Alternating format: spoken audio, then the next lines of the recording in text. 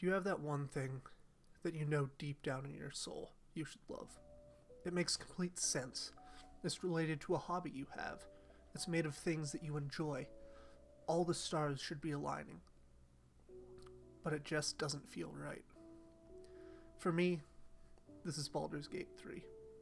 As I write my thoughts down trying to process this now, I have 160 hours in the game, finishing up the final quest purely out of obligation, and it doesn't make sense to me in the slightest. I should love this game.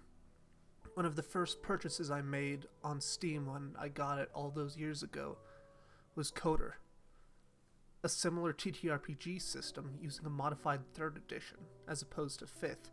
I have a group of friends who I play similar games with on the regular, meeting every other week. That's been meeting close to 5 years at this point, playing countless D&D campaigns, and even running a few myself as a dungeon master. I even enjoy absurdly long games to some extent, getting into the mess that is Paradox games like Crusader Kings, and also Civilization, so there's no reason for that to be a hang-up for me. To help understand, I feel we should look back, and then look to some other members of the community to see if anything can click for me.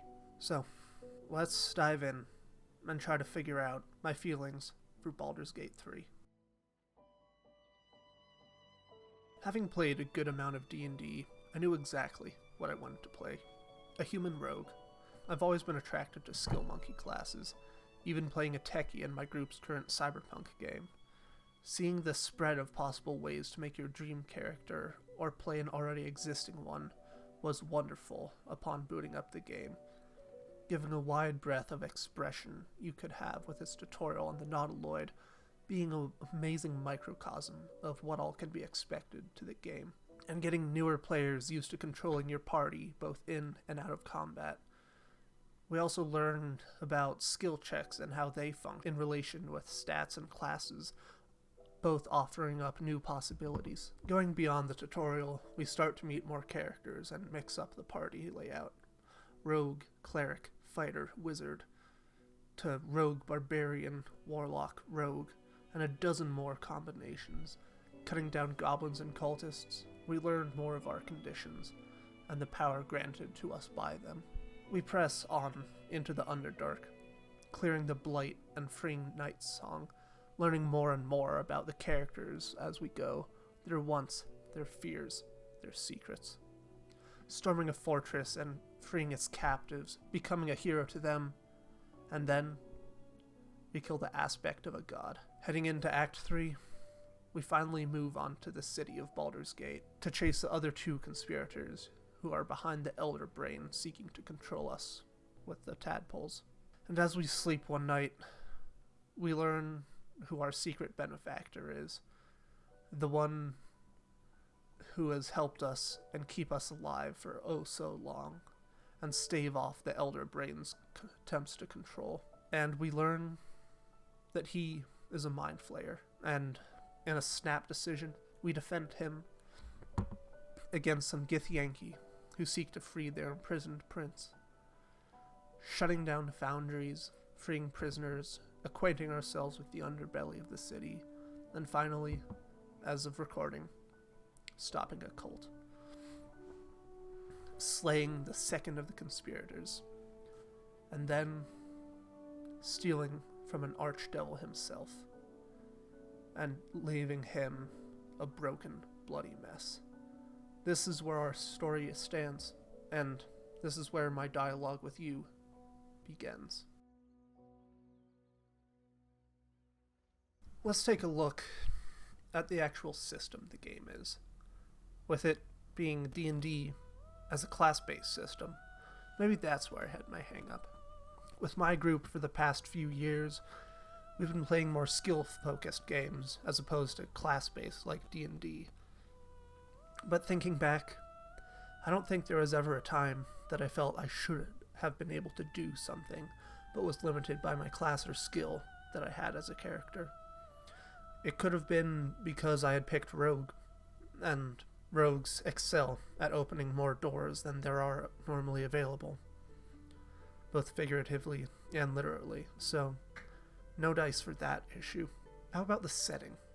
Occasionally that can cause hang-ups, and I will admit, I have been a little burnt out on fantasy as of late.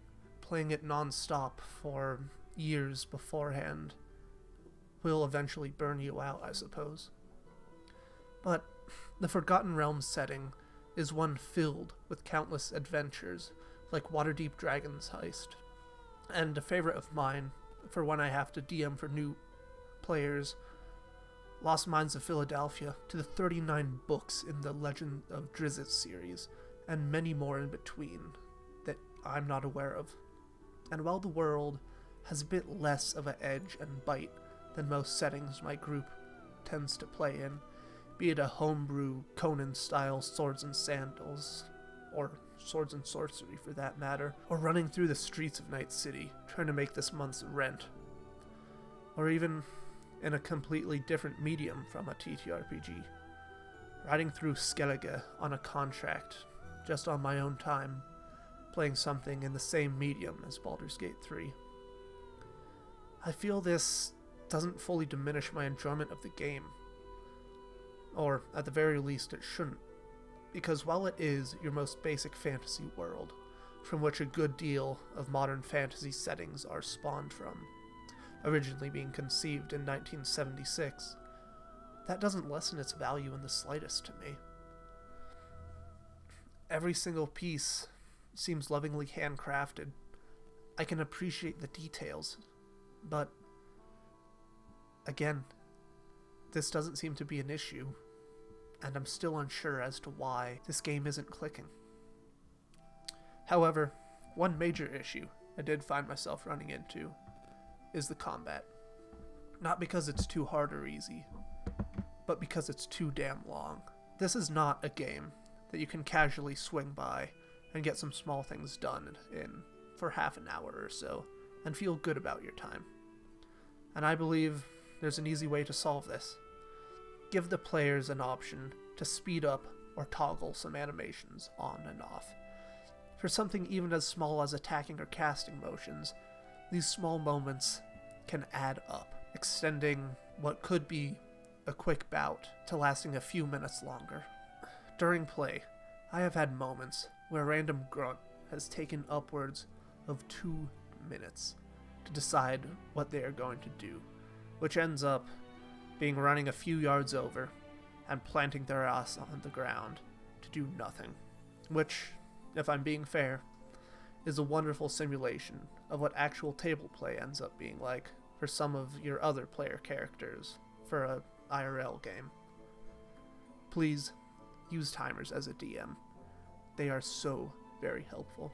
And yet, the strange thing is, I don't have too much of an issue with exceptionally long games, like Civilization 5 and 6, or even Crusader Kings 3, which took a long time for me to understand and master.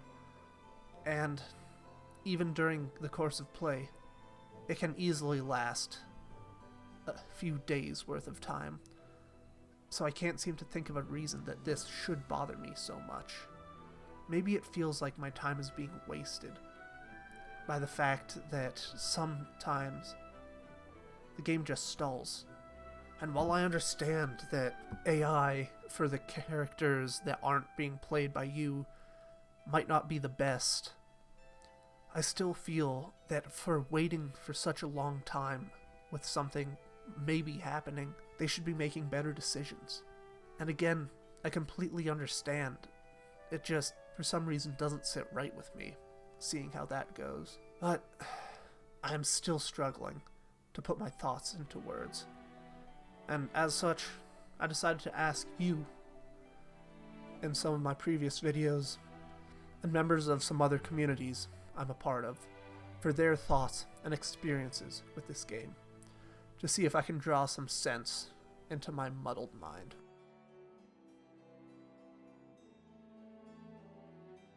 Before playing Baldur's Gate 3, I'd only had about a year of casual D&D experience under my belt.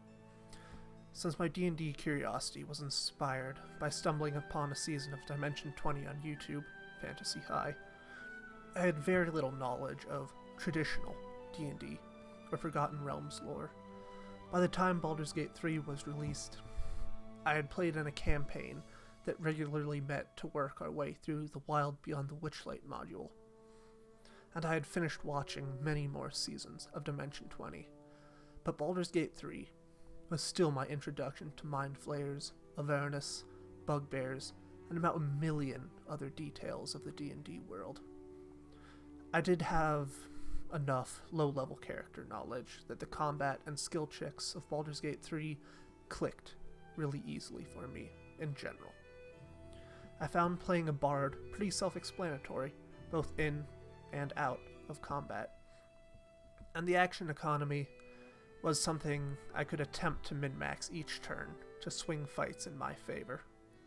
On the other hand, controlling a first-level wizard and cleric introduced me to many spells I'd never gotten to cast before, and that learning experience was something I cherished, getting to do anew each time I leveled up.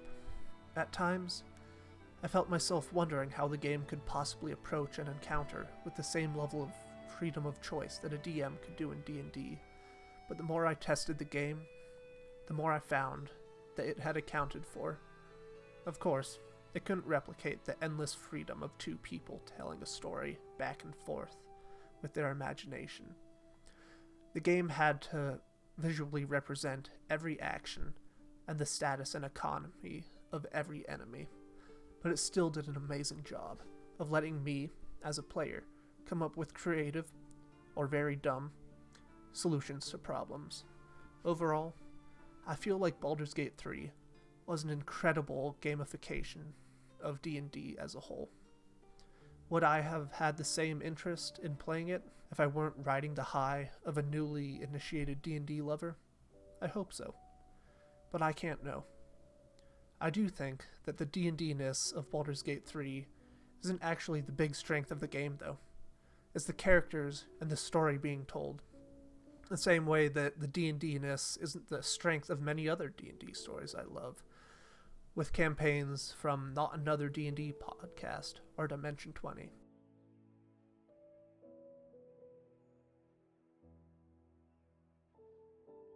The excerpt I just read was from a streamer. I will have his channel linked down below if you want to take a look at his playthrough.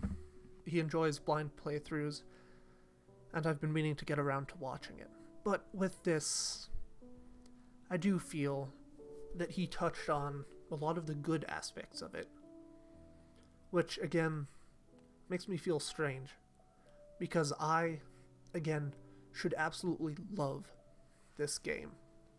It has all the pieces that should fit together as one cohesive puzzle, and yet I can't seem to put them together. I can find the corners of the puzzle, move them around to roughly where they belong, but I'm finding a fifth corner piece in there, and it's just not working. Let's go to another individual who I asked about this on one of the Discords I'm in, and see what they have to say.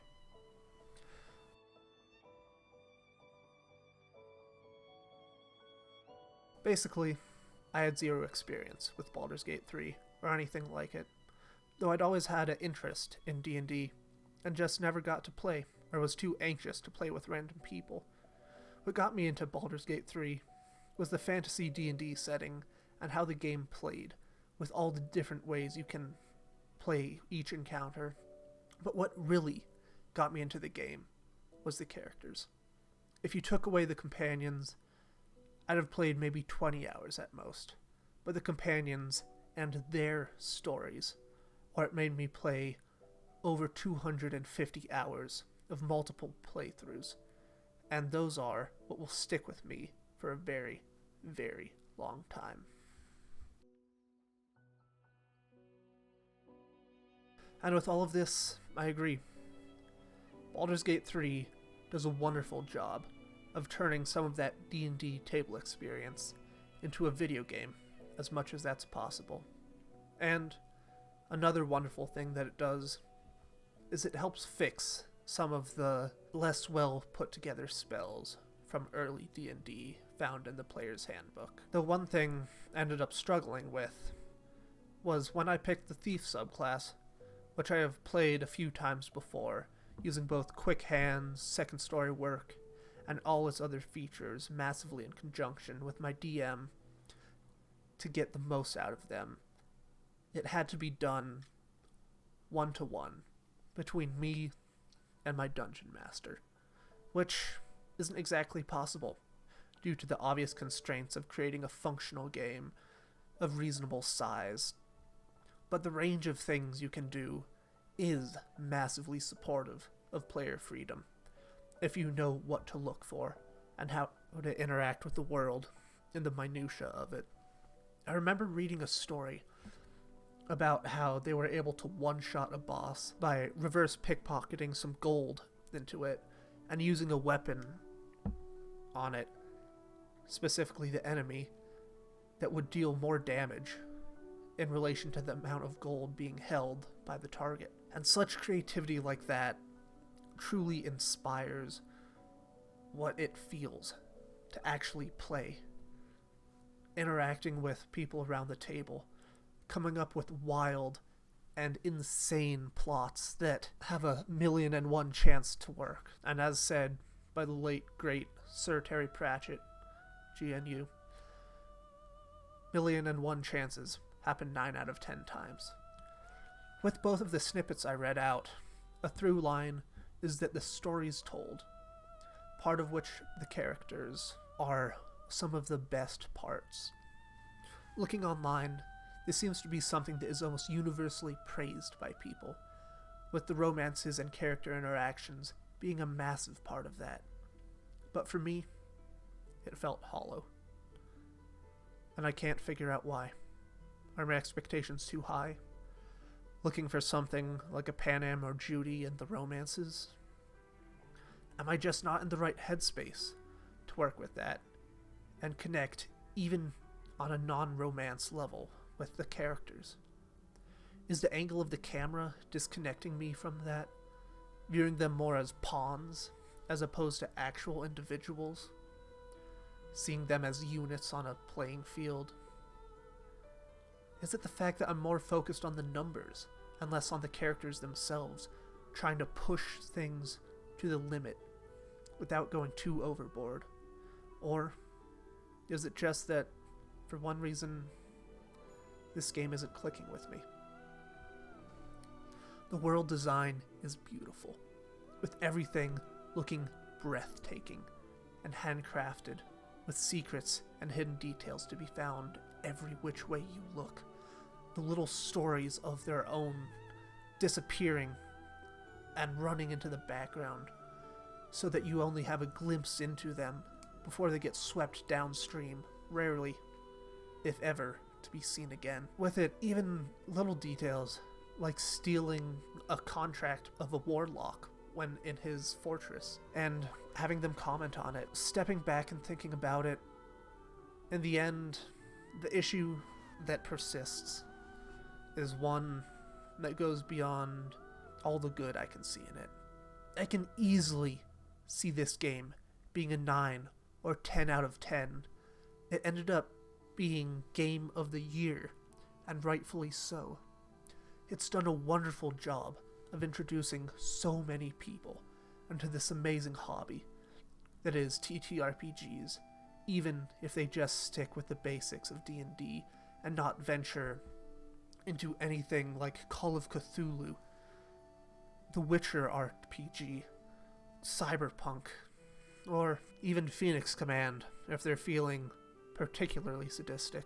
And with this, it lets them mess around in a sandbox, learn the ropes before going out, forming their own tables, and continuing to spread the hobby to even more people who we wouldn't have had a chance to in the first place. And it also gives people who don't feel confident a chance to experience something they wouldn't have if this game wasn't created, landing in a perfect storm of time. But for all the praise I've given this game, I still created this video for a reason. This game, for me, is a 5 out of 10. Competently well made, well put together. A magnificent piece of art that's amazingly put together. But I can't love it the way I should. As stated before, this should be the perfect game for me to get lost in for days at a time. And yet, I feel like I'm kicking myself for not recording previous sections because I don't want to load back a save and play through it again to get footage. And yet I should be wanting to do that, to go back and play it again and again to get more footage, and play it a few more times purely because I can, to see the Dark Urge playthrough, Paragon, and everything in between once more. To play as Gale, do something other than creating a self-insert character. And yet, here I am, trying to figure out how to do this, with footage only found in the third act, and what little character interactions found within. Thankfully, since the time I wrote that, I managed to do the Cazador quest, and got some character interactions with Astorian. But looking back at what I've had to say throughout this whole video, even the parts where I've been waffling on, I think I found the issue. It's me. I'm to blame. For some reason, this game just isn't clicking. And you know what? That's okay. I've come to terms with it. I want to love this game. I need to have something of this caliber to sink my teeth into. And yet, there ain't no way I'm ever gonna love you. And I've come to terms with this. As you're hearing this, I've seen the credits roll, made my final choice. And if somehow that caused me to have a miraculous change of heart, I'll let you know. But somehow, I doubt that. And that's fine. Maybe I'll revisit this in a year or two, but most likely I won't. In the end, all the issues I have with this game are mine and mine alone. There's no reason to rain on anyone else's parade and bring down their adventure of a lifetime, crashing down in flames. But please, attempt to sway me in the comments. Let me know why you love this game so much. And for all the people who have just joined in because this is a Baldur's Gate 3 video, thank you for listening. I hope that I made this video clear enough. 90% of this script is just me rambling off of a few talking points, and hopefully it's coherent enough. But with that being said, if you're interested in some other content I do, I'm finishing up Dishonored 2. Those videos are coming out on Wednesdays. In a similar vein to D&D, I'm watching Dungeon Meshi on Fridays. And once a month, on the final Monday, or somewhere close to there, I make a video like this. More in-depth. More speaking from the heart. To let you know what I think and feel about a game. Maybe commenting on how wonderful a tutorial is. Maybe figuring out my thoughts like I did with Ghostwire. Or maybe something a bit less put together. Only the future will know for that. So, as always, I'm Sven, and this is Elven Prince, signing out.